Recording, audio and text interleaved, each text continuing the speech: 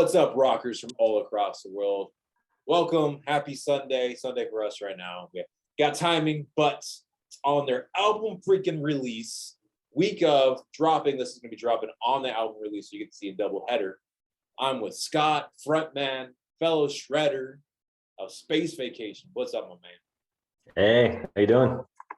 Well, dude, congratulations, man. This is freaking album release week coming out day when this comes out. Yeah, we're super hyped, man. You know, it's been a long time coming for this record. You know, we've put a lot of time into it, a lot of effort. Everything has been 10 times harder than it was supposed to be. Getting ready to come out with this thing. Well, we talked briefly on the offline, like how long did it take to finish this record collectively? Oh man, it's been a while since we the last one. Yeah, we started writing for this record at the beginning of 2018. So the previous record, Black Divide, came out, I believe, in 2017. That was a bit of a rough time for the band, to be frank. You know, we had some membership changes during that time. Keo and I basically wrote the record, by email back and forth. And we weren't even sure we were going to continue the band at that point. And we ended up getting some friends to come in to help us record. Steve Hayes ended up sticking with us for about a year after that on bass, and really kind of revived the band. And what was really interesting and fun for me was we were able to work with Eli again, who had essentially been out of music for 3 years. He was playing with Hatchet after he was playing with us the first run. And I just called him up out of the blue and said, "Hey man, we're kind of reforming the band here, trying to support this record we're putting out. What do you think?" And then he was back in the fold, and then everything started going really well for us for the next couple of years. But we were really excited to kind of write as a band and put this record out, the next record out after Black Divide, as something that was more of a group project, a lot more collaboration. Yeah. And we started writing, and then Steve ended up leaving the band to do his own thing. And we were fortunate enough to get Kai back in the band, who was also, this was the second stint with us. So really fortunate to have that happen. Why is it we started writing? It's like every band that I know that has a Steve in it ends up leaving. It's the name Steve. I swear, it's like the Steve. Yeah, I know. Seriously.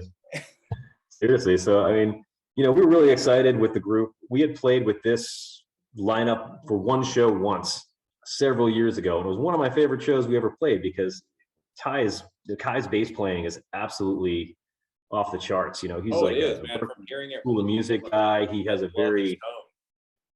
he's got a strong foundation. He really understands the instrument. He understands music. And, the same thing with Eli. Eli, as a drummer, is a phenomenal musician. He added a ton to the writing process throughout. I mean, if you listen to the single, he wrote and orchestrated all of that choral intro. So, I mean, we're in the studio singing that with sheet music.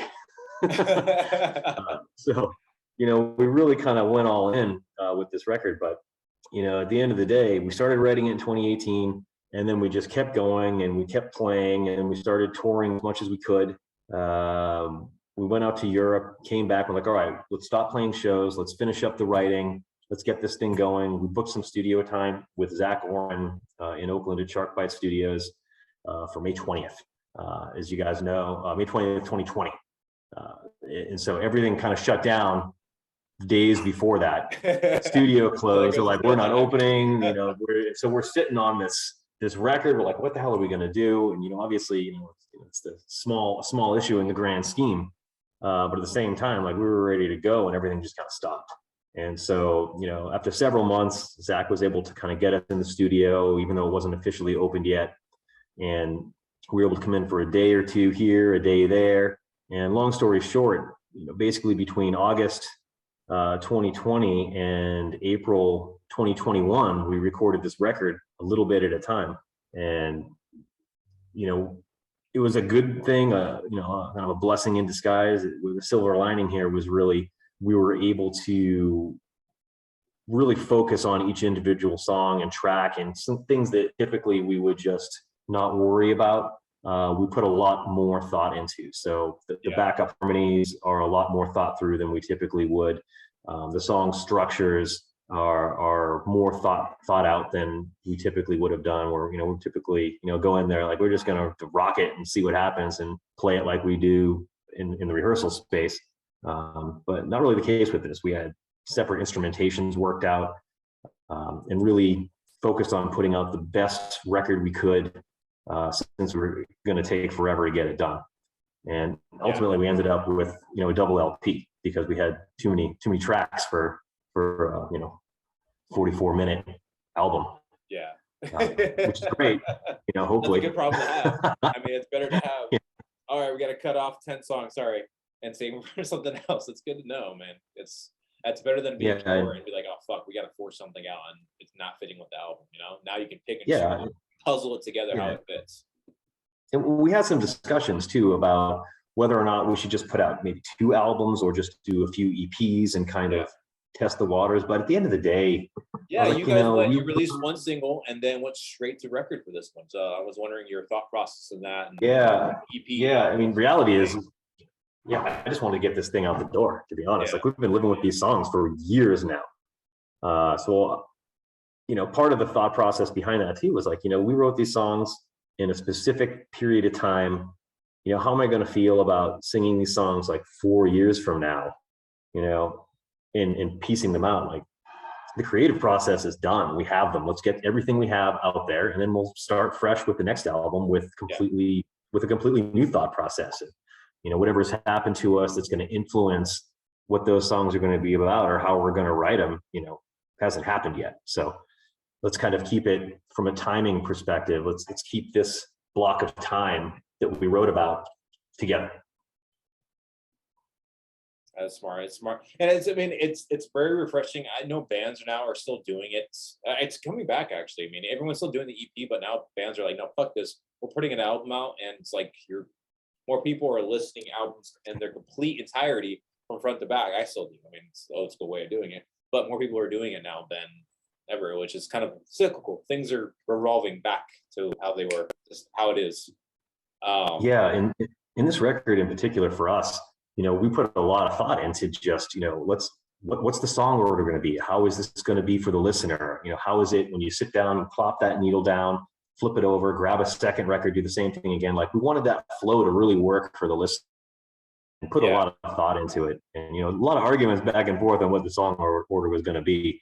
But ultimately, I think we're really, really happy with the end result. So it's something you can, you get it on the CD. You can, well, I guess no one really has CDs in cars anymore either. But the brands are still selling them because people want to buy the physical copy. But obviously, the vinyl is the big, merchandise thing that people are buying, and they feel cool buying because record players are a hot seller right now. You can buy them all these cool different variations, and now these crazy arts you can get on your vinyl, and like, whoa, it's so cool. And that was the other part of the thought. I mean, it's a good thing we did it that way too, because we gave our masters to the manufacturer for vinyl in April last year, and they are scheduled to be here Wednesday. So when I turned them in, they were like, oh, it should be 12 weeks turnaround. And then as soon as we put them in, I was like, oh, it's going to be longer. It's going to be like maybe like 16 weeks, now 20, and then it got pushed out to a full year. And I just, I think I would have lost my mind if we had tried to do this in EP, and then it was going to take another year to get the second half of this press. So I'm really happy we ended up doing it the way that we did it. I wish we had got it into the manufacturer maybe 6 months earlier. It would have been good. But there was no way we could have possibly done that based on just how things were, the climate at the time, and trying to book studio time in the middle of a pandemic.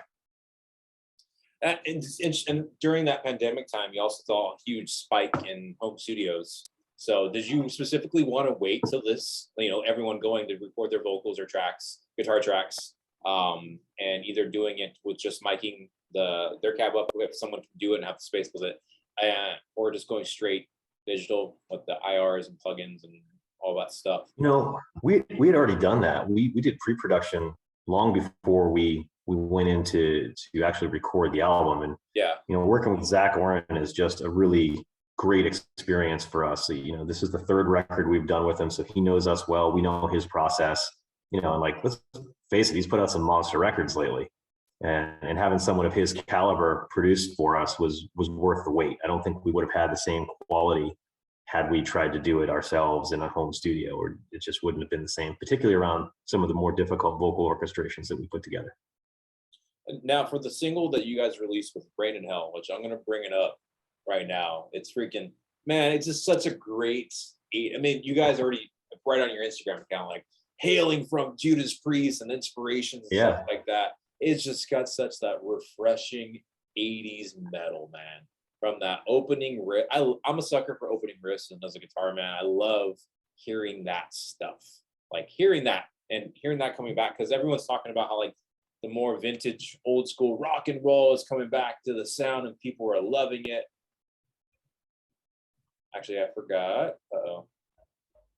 Always happens when I do a screen share. I forget to hit the fucking sound button every time, because you got to do this little fucking box. It says make sure you click the box at the bottom, share sound. I know I forgot to do it too.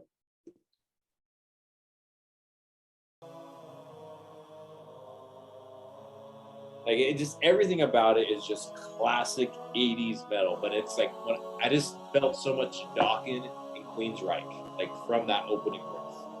You know, it's like that George Lynch style coming in there. Yeah, we really. This was the first song we wrote for the new record. Oh, and fitting of being the first and only single.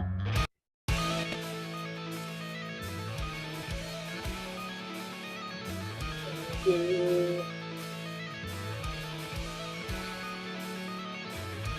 his bass tone is, I love how it actually comes out. It doesn't blend in the back. You can actually hear it cut through the whole thing. Yeah, that's something that we were always striving for as a band. Like I sing to the bass, I don't sing to the guitar, and so having a bass that cuts through is super important. Right there.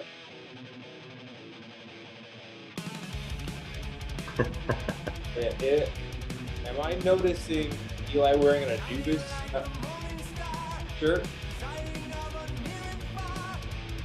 Is he wearing an Anubis shirt for over here, the local? Is he? Or is it Manowar? Right now?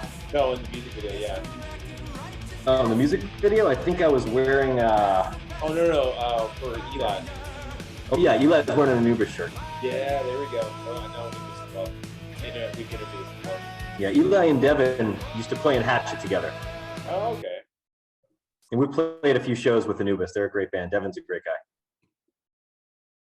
Well, it sounds like you guys need to do another show, because they just dropped a new EP as well, and you guys could do it. Yeah, I know. The timing is funny. We just did we did a SoCal run with them fairly recently to kind of knock the dust off a bit.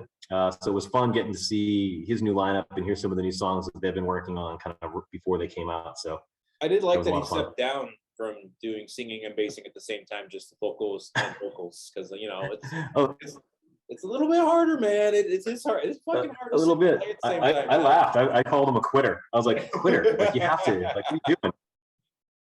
Hey, dude. Like, I would love to just be the singer, but then I think I would just get bored when I'm standing there. I would run out of things to do. Yeah, that's when you guys do during acrobats. Start getting the Axl Rose stuff and just jumping around, moving around, get the snake going. You got the hair for the headbang and just start going, whipping it. Oh yeah, I know, but not the neck. The neck's just going. It's hard now. It's like I was watching some videos and I'm like, oh, I got to start moving a bit more. I'm a bit stiff looking up there, but you know, that's how it goes after doing this for 15 years, whatever it's been.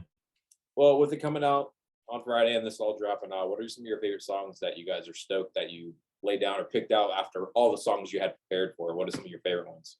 Yeah, I mean, Rain in Hell, I think, is the crowd favorite for us. We really like that. We were playing that one live before we even recorded it. So that one probably has the most cachet with us. It was an interesting song to write. Keo came in with this kind of pulsating guitar lick at the beginning, and we were trying to figure out how to incorporate that into an actual song.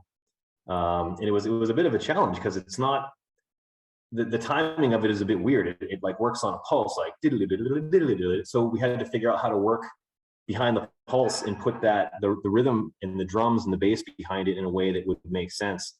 And then I had worked out that verse piece um, right around that same time. So why don't we try to stick these two things together and see what happens? And then we just, wrote that song as a band together in space after that. And I always liked playing it. I thought it sounded good. It had some, old school, metal chorus, a very hooky chorus, which we're always looking to put out there. So that one was one of my favorites.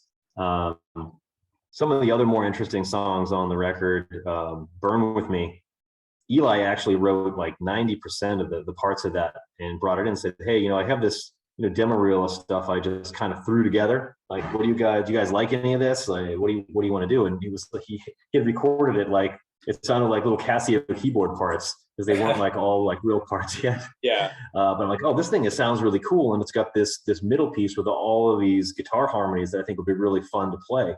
And so we kind of worked it out and incorporated those pieces, added some new pieces. And then the chorus for that song is ginormous. It's just a huge chorus, 3-part harmonies. And I love how that one came out. That's probably one of my favorites on the record.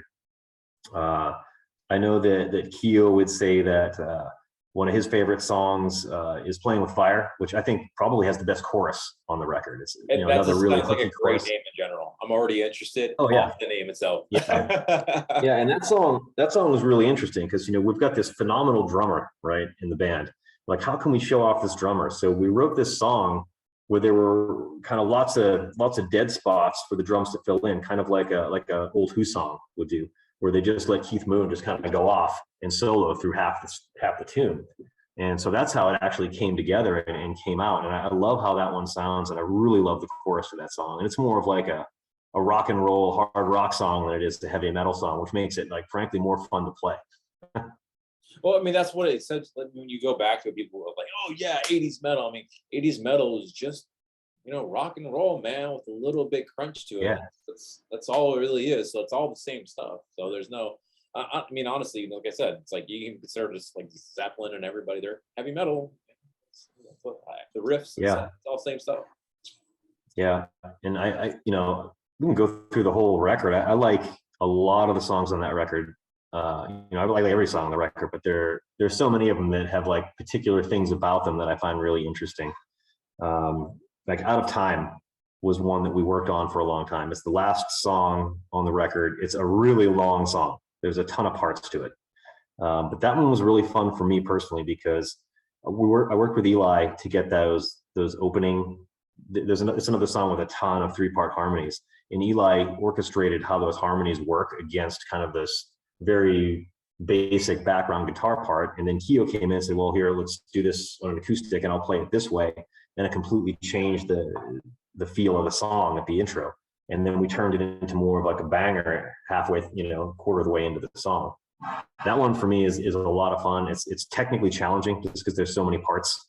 But that's one I had a lot of fun writing and a lot of fun working on with the guys. And, I enjoy playing, although it's a bit of a challenge. So it when sounds you're like playing 40 minutes.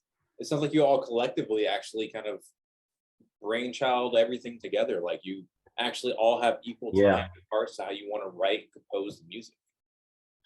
Yeah, and that's how I feel like it should be. Like if I wanted to just write stuff on my own, I would sit home in my home recording studio and come out with like 10 terrible songs and throw them out there. But I mean, at the end of the day, like, those guys are all really talented musicians. So why wouldn't we pool our ideas and think of things? And sometimes, we're arguing with each other about how things are going to work, but I think that's healthy, and you get the best creative output if everyone has a say. It's like everything else. Like we're 4 really different guys from each other, like really different, and really well together. And so having all these guys from very different backgrounds come together and take what they feel passionate about and throwing it in the soup and seeing what happens, I feel like we get a lot more bang for our buck that way. Yeah, 100%. I've never been the type where I've been, we're going to do this my way. This is my band. This is how it goes. 'Cause that's lame. And who the hell wants? I mean, it's like we're making money at this, right? I mean, we want to love it. And you all want to put your own creative spin on something you love. Right. And if you don't allow everyone in the band to have their own creative input, then it's kind of pointless, and it's just a matter of time until that dude's going to leave and go do something else where he has a bit more input. So I really, really like playing with this lineup of the band. It's been a real pleasure to work with guys that are this talented. Well, it's a good You know, segue then to kind of like talk about, the band history, because you've yeah, been around for over a decade, just slightly over a decade, 2009, and technically even longer before, because that's, the studio yeah, release. So even before that, well over a decade, how was Space Vacation created, name started, like yeah. I mean, lineup sure, yeah. changes and all that good shit. Yeah, I mean, we started the band. It was actually my brother. My brother Jake started the band. I was in law school, and he called me up and he said, "Where are you going to be living after law school?" And I was like, "Yeah, I don't know, maybe Colorado and Denver." He's like, "Well, I just got a place here in San Francisco. Why don't you come out, take the bar out here, and we'll start a band?" And I was like, "Yeah, sure." My brother doesn't play any music at the time. He's never played an instrument for as long as I've known. He played a little bit of drums when we were in high school, but he never really kept up at it. And every couple of weeks he's sending me pictures like, "I just got this Marshall.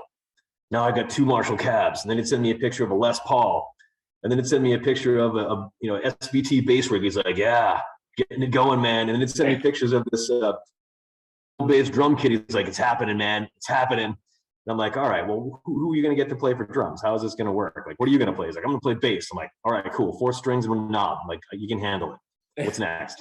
He's like, "I know this guy, Andy. He's in the sickest band. He just quit the band. He's just kind of hanging out, and I've been talking to him about playing, and he seems interested." Andy Hedrick used to play with a band called Walking. An absolute, like, his nickname was the Destroyer. He was just absolutely mayhem, and a phenomenal drummer. Like, it's hard to put into perspective how good he was and what a strong performer he was, and also what a loose cannon he was at the time in his like late 20s. Gonna do whatever you want. It was awesome though. We started the band as a 3-piece, and I'm a mediocre guitarist on a good day, but we had good songs, and so we were able to do a little touring. We played as a 3-piece for almost 5 years, or about 5 years, I think. So from 2007 until right before Heart Attack came out, what was that, 2011, I think. We were a 3-piece. We toured the West Coast, the East Coast, had a great time, wrote 2 albums worth of material. And then during that whole time, like, I know my limitations on guitar, like, I get it.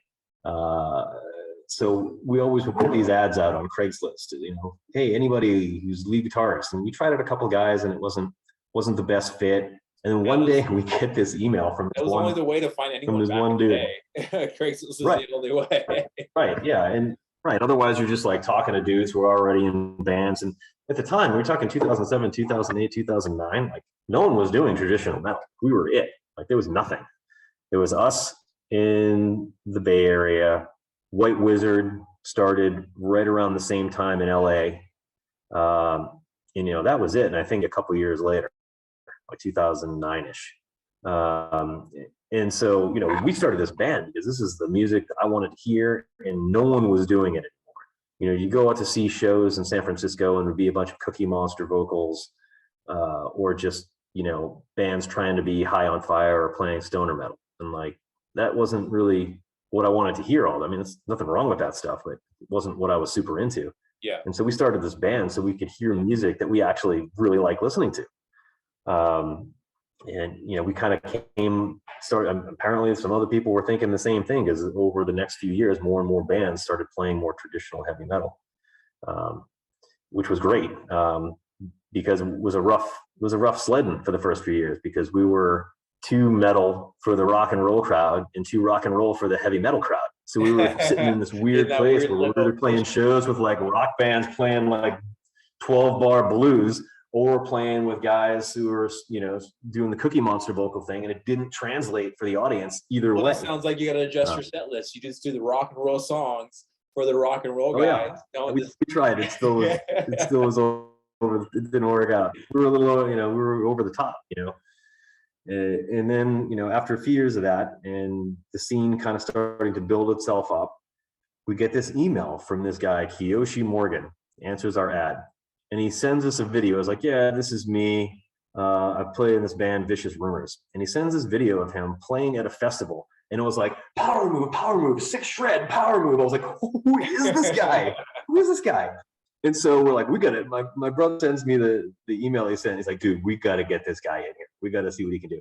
So Keo shows up at our rehearsal space with a Marshall half stack. He's like, yeah, I only play through Marshalls. Puts it down in the middle of the room. And as soon as he plugged in, it was just like, oh my God, this guy can play. And, you know, everyone else would ever had come in and try out or, you know, tried to work with to see what would happen. It was like, you know, a few weeks and we just kind of like weren't feeling it. Keo was like 2 notes and everybody in the band was like, oh man, like we got something. And he immediately added a texture to the music that didn't exist. Cause like I said, I'm a mediocre guitar player. He reminds me from one of having him join the band. He reminds me of just Lynch and Michael Schenker kind of mixed together. Oh, he would love you. Those are definitely 2 of his influences. Like he's always trying to get those tones, and he reminds me a lot of Schenker just in how he plays, because he doesn't, you know, I see a lot of heavy metal guitar players and there's a lot of shredders out there, but they have all kind of like similar styles, similar riffs that they play. Keo does stuff I've never heard anyone play, and he's a guy that has a very, very unique sound. And anytime I'm hearing him playing guitar, it just doesn't sound like anybody else. It's, you know, it's coming from his fingers. It's not coming from the amp or the guitar. Like anything he plays, I can tell that it's him. It's just a unique approach to the instrument, and I absolutely love playing with him. I mean, it's been a really exceptional experience for me. I wish I could play even half as good as he could, but you know, that's how it goes sometimes. It's okay. Instead, I get to play with a dude who he's the Kurt on me, which is great. James. Yeah. Yeah. Well, he's more like the Ingve in Alcatraz. Yeah. You know. But yeah, I mean, he's a phenomenal player. And so he joined the band for the Heart Attack record. I mean, literally the week we were already in the studio. I'd already recorded this for every song already. And he comes into the studio and just absolutely kills it. And my brother's like, hey man, like, I don't want to hurt your ego or anything, but you know, and I was like, oh, way ahead of you. Yeah, he's doing all the solos, get me off there, put this guy on there. Like, why would I ever, I want to have the best record possible. And this guy's playing makes this a better record. And it really did. And that record was an interesting art project for us because we decided to go full analog, no Pro Tools, nothing, just analog studio, analog boards to tape, and then straight to vinyl. And I mean, you know, we probably weren't a good enough band to pull that off at the time. So the record, like the tempo's like, woo. but it's a really interesting record just from the perspective of the fact that no digital even touched it if you hear the vinyl version. That's awesome. And that was the record that got assigned to Pure Steel Records. I sent that in to Pure Steel and was like, hey, we're looking for a record deal, you know, along with like 40 other record labels. And they actually got back to us, and we ended up signing a deal with them that we're, you know, this is the last record on that deal. So it's been a lot of fun, been a good ride. Unfortunately, shortly after that record came out, Andy left the band and Jay ended up moving to LA. And so we were stuck looking for a new rhythm section, and, you know, enter Eli. That was our first run with Eli. Well, he was still playing with Hatchet. And so I moved to bass. We stayed as a 3-piece, or went back to a 3-piece, I should say. And we did that for about a year and a half, culminating with the final show we played with Kai and Eli, which was the lineup we have now. Then we played for the Cosmic Vanguard record with Cubby Bauman on drums, and my other brother, Mark, who moved out to San Francisco for a little bit. And that was an interesting time for the band. We really had to rebuild the whole brand. You know, the whole band had flipped at that point.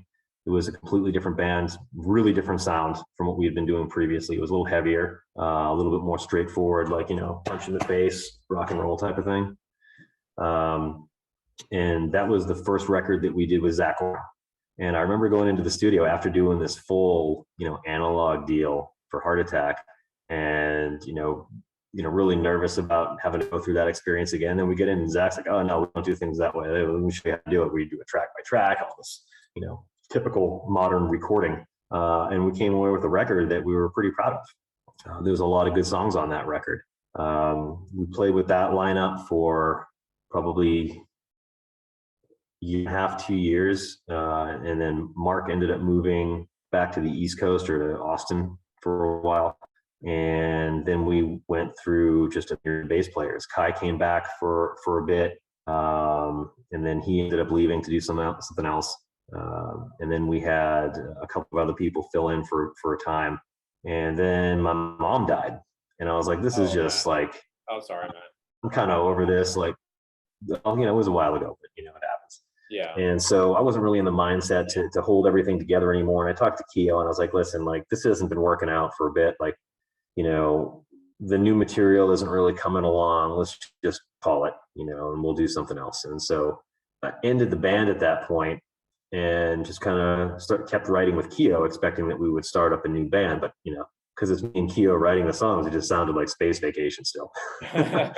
And so that's where and that's where Black Divide came from. So Lost in the Black Divide was, me working through my own personal issues, and Keo and I writing via email most of the time, until we were able to get that record out. And that record's a little bit different. The lyrics are a bit more self-reflective. It's not as in your face as is some of the other stuff that we've done previously. But the production was absolutely phenomenal on that record, and it was really kind of a turning point from a production sound design perspective that I was really, really happy with.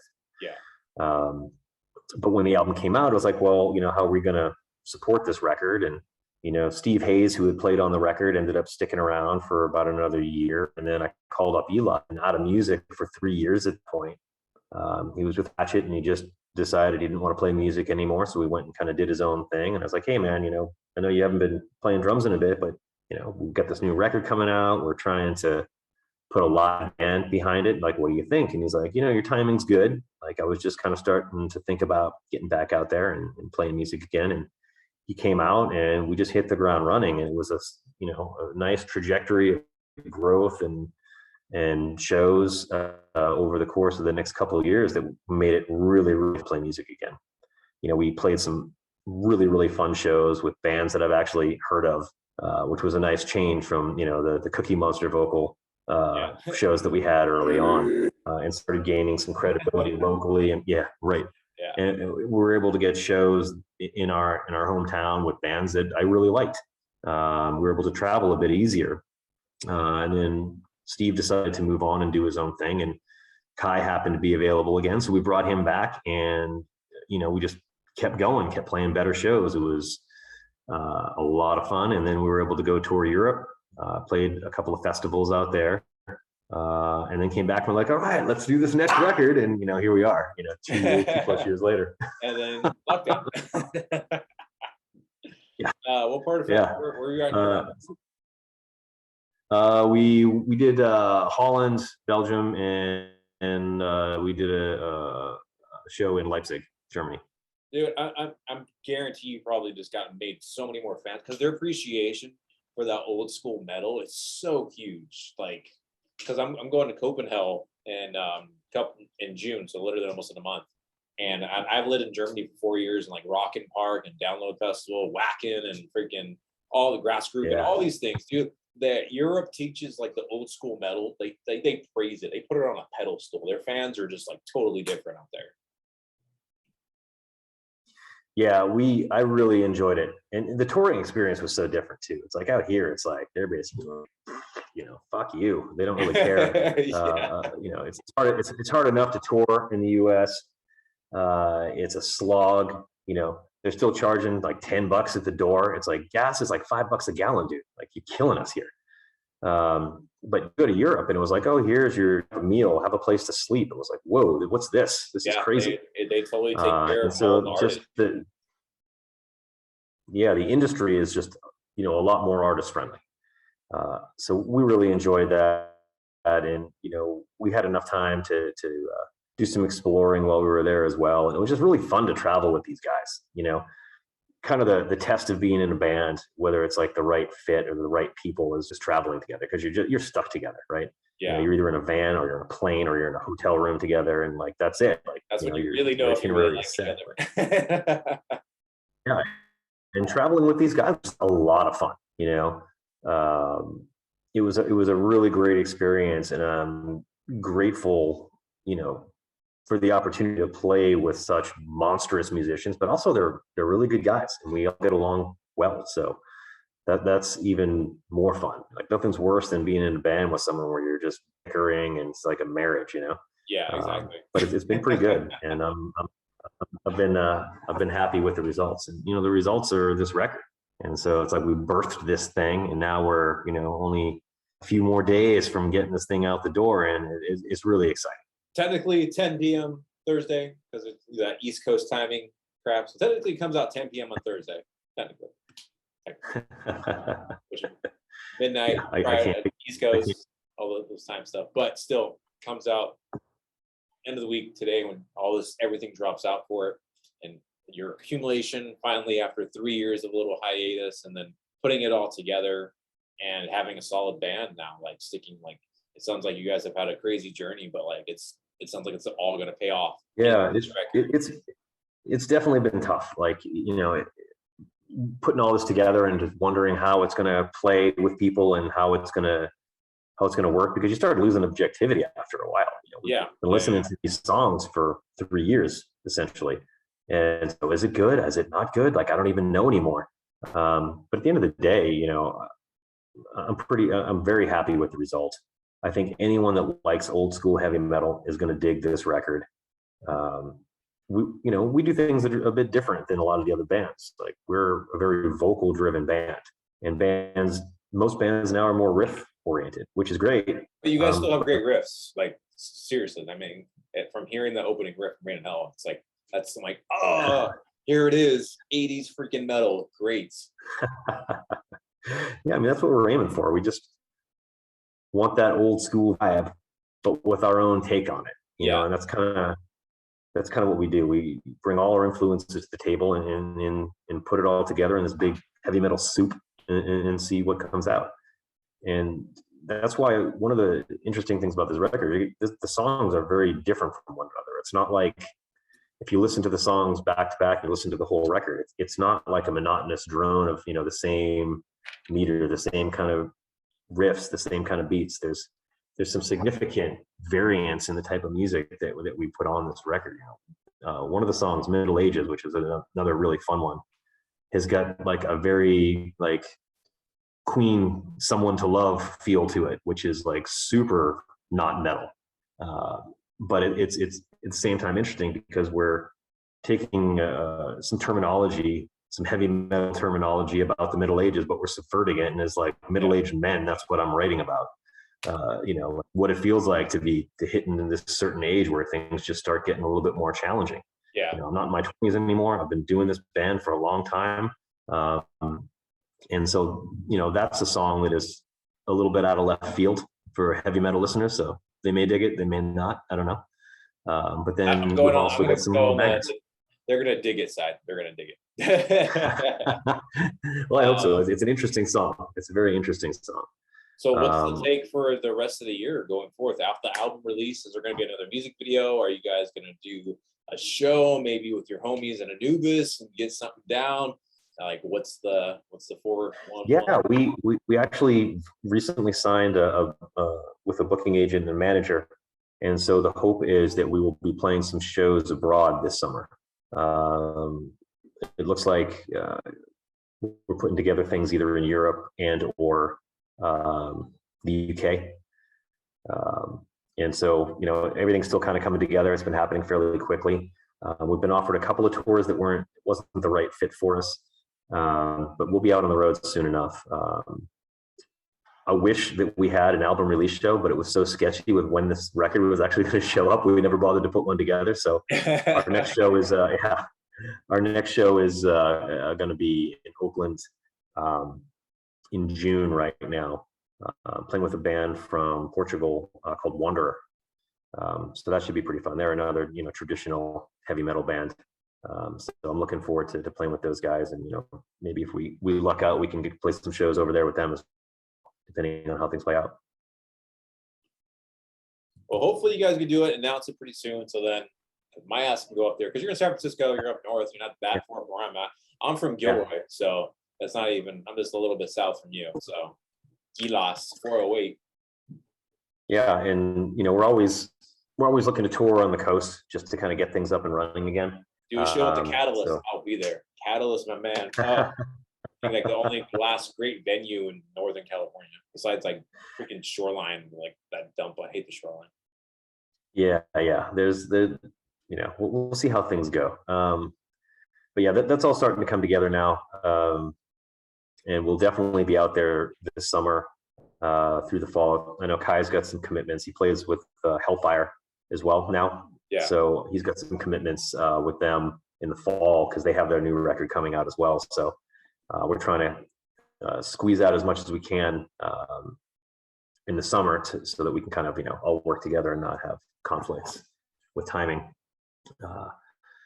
But yeah, it's exciting. The summer hopefully will turn up fairly well for us. I mean, I know just even the shows that we've been turning down recently are like, oh wow, why are we turning this down? This is an amazing opportunity. It's like, oh, we could be playing in Israel. Why are we just not doing that, right? So it's just a matter of timing and making sure that it's the right fit for us to really put us in a better position than we are today. Heck yeah. I mean, I think this is going to be such a great, with the booking agent you signed, the record deal you guys have, this all finally coming out. This is like, again, like I said, an accumulation of everything that you've been going through for the last 3-4 years of kind of a roller coaster as a band. This is what people don't realize. It's a fucking grind. It's hard work. You got to go through. It's tough. The last few years have been tough. We're playing these same songs over and over. All I want to do is play other songs, to be totally honest. Like, it's time. Like, I'm ready to write some new music again. Bill and I have been talking about some new material, and the hope is that we'll, spend the next year supporting this record, and then immediately get back in the studio and do something different here in a year or so, and get that out there as well. Just because as an artist, you need to create, and we haven't been creating because we've been focusing all of our energy on this new record, which no one's heard yet. But they will be when this all drops. Yeah. I mean, I hope so. I mean, anyone that likes traditional heavy metal should dig this record and dig what we do. I don't know any other band that sounds quite like us. We do a lot of things that are, kind of subvert the genre in a lot of ways. We kind of do our own thing, which, for better or worse, is created the sound that we like to put out there. So, hopefully it plays well with people. Well, the sound that you put out there is what the sound that people like. So that's what it is. You're putting sound that you guys want out, and everyone's gonna like it just for that fucking reason. Yeah, like Lemmy used to say, man. Do what you do, raise it up on the flagpole, and see who salutes. Like, you can't be anyone else. You can't be anyone else other than who you are. You gotta do. You gotta do with the raspy voice. Get it, bottle Yeah. Rest in peace, Remy. No doubt. But dude, man, it was a pleasure to meet you digitally, man. NorCal, SoCal, man, and huge congratulations on this album dropping. I'm stoked to hear the full final package. As I love Rain and Hell. That was like fucking kick, and then going back into your other catalog and seeing the progress and your change and hearing how you guys evolve, because every band evolves. If you're 10 years old, hopefully you're evolved over time. Yeah. What you guys did? Yeah, this record has been really great. It's a culmination of probably everything I've always wanted to do with this band. We never were able to quite pull it together. So having the time, having the right people, there's a lot of convergences that really needed to happen to make this thing what it is. So we're really excited. I'm super hyped to get out there and start supporting this on the road and playing these songs in front of people. We played a couple of shows. We played a lot of the new material, but it's challenging because no one's heard it yet. And so, you'll see guys who are singing the words for the songs that they know, but the new ones come on and they're just kind of like, I don't know this song. And so, we want to get it out there into the world and see what happens. Well, it's coming out to the world on Friday. Fuck yeah, man. So hyped. Well, dude, man, thank you again. Everybody, please, we'll have all the links when this drops. Everything from their social medias to Spotify, music video for Rain and Hell, and obviously their OnlyFans. I'm sure they got one. Everyone's got OnlyFans. Yeah, if you want to get vinyl, hit us up directly because we're the only place you can get it right now.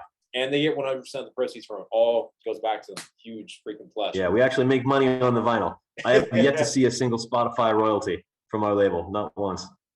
So, you know, it's nice to have, but listen to the vinyl. It's the real deal. And we've got some interesting packaging. We've got pictures in the vinyl that date back to the early days of the band. Some really fun shows that we played. So you might even find yourself in the record if you check it out. You don't even know about, like, oh shit, I remember that. I was so blacked out. Yeah, there's some of those. There's a few of those. Well, dude, man, thank you. Of course, everybody, horns up and stream the fuck out of the album as it comes out, and you can listen to this. Right on. Thanks, Justin. Appreciate the time, bud.